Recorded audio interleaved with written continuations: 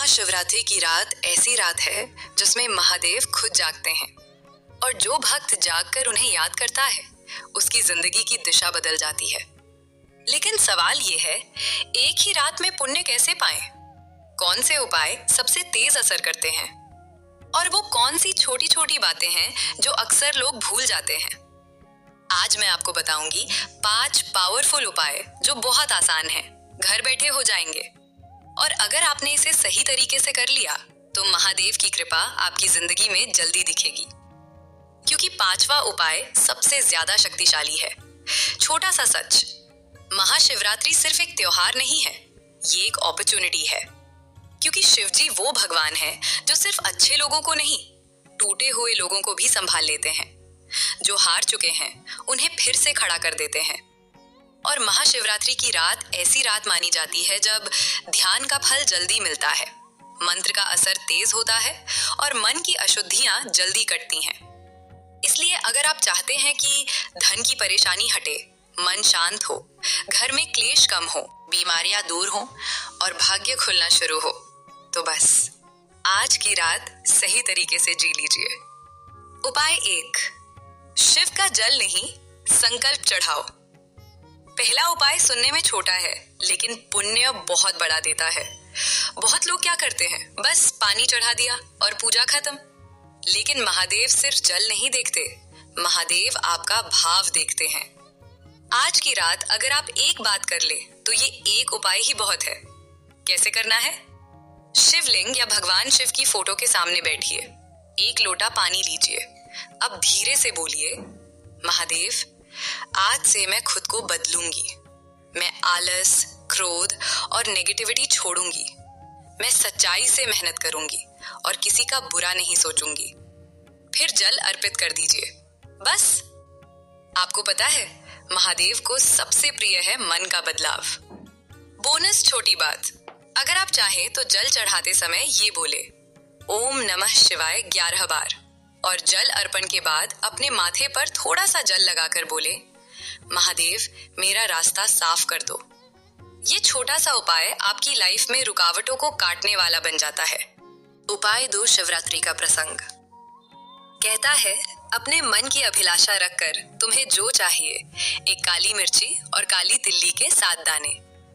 एक काली मिर्च और काली तिल्ली के कितने दाने? 7 दाने। हथेली में रखकर अपनी कामना कर मन से अपने मन के बात को कहकर शंकर भगवान के शिवलिंग पर चढ़ा दीजिए।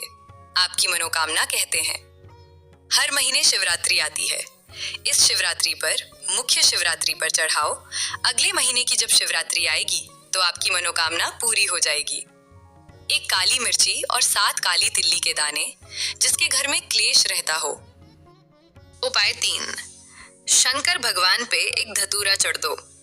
क्या चढ़ाना है? 12 बजे रात्रि को शिवजी पर धतूरा चढ़ाओ।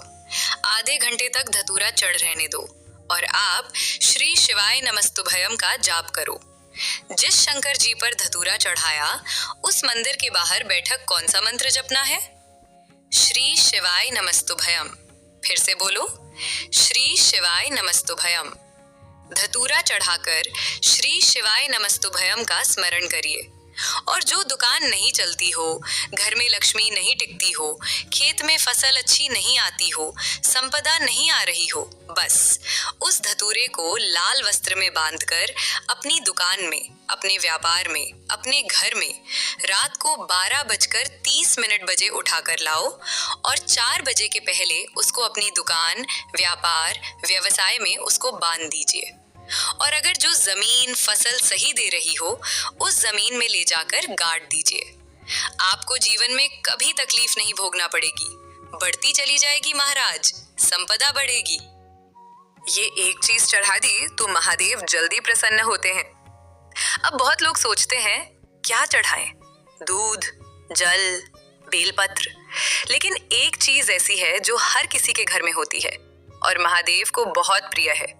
वो है कच्चा दूध प्लस शहद, अगर संभव हो। अगर नहीं हो तो सिर्फ दूध भी चलेगा। कैसे करना है?